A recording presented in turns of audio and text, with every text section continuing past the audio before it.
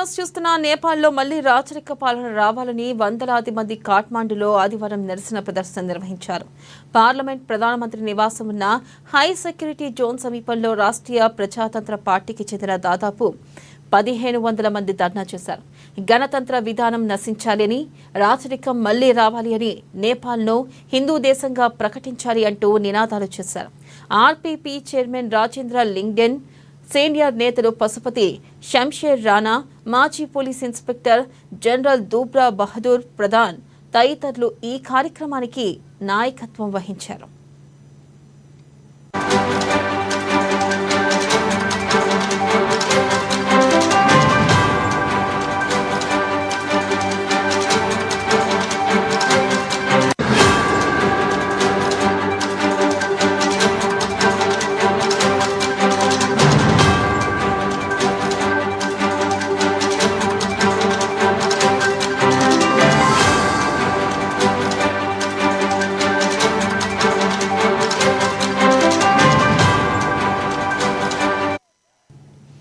ఈ నేపథ్యంలో కాఠ్మండూలోని కీలక ప్రాంతాల్లో వేలాది మంది పోలీసులను ప్రభుత్వం మోహరించింది. అనుమతి లేని ప్రదేశాల్లోకి ప్రవేశించేందుకు ప్రయత్నించిన ఆర్పీపీ నేతలు, కార్యకర్తలను అరెస్ట్ చేశారు. నేపాల్ ప్రతినిధుల సభలో ఆర్పీపీ 5వ అతిపెద్ద పార్టీ. పోలీసులు అరెస్ట్ చేసిన తమ నేతలను వెంటనే విడుదల చేయాలని ఆ పార్టీ డిమాండ్ చేసింది. తమ నిరసనలను కొనసాగిస్తామని స్పష్టం చేసింది.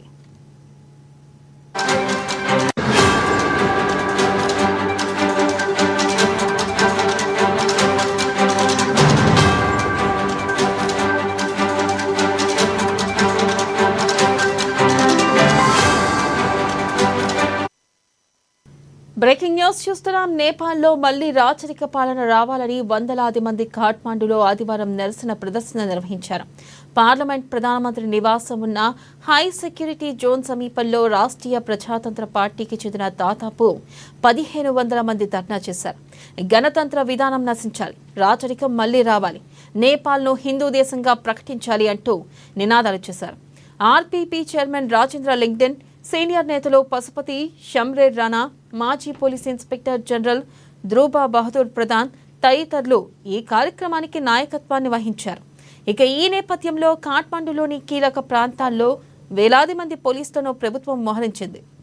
అనుమతి లేని ప్రదేశాల్లోకి ప్రవేశించేందుకు ప్రయత్నించిన ఆర్పీపీ నేతలు, కార్యకర్తలను అరెస్ట్ చేశారు.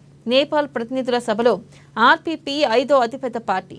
పోలీసులు అరెస్ట్ చేసిన తమ నేతలను వెంటనే విడుదల చేయాలని ఆ పార్టీ డిమాండ్ చేసింది.